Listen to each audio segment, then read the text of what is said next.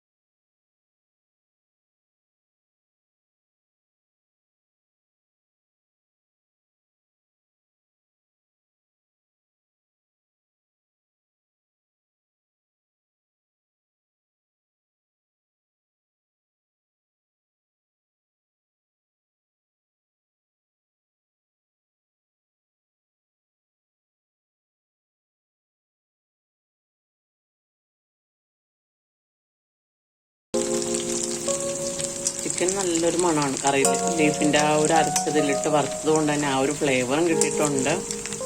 എല്ലാം നമ്മളൊന്ന് തിരിച്ചിട്ട് കൊടുക്കുവാണ്. കളർ അധികം ഇല്ലെങ്കിലും എരിവുണ്ടാവും.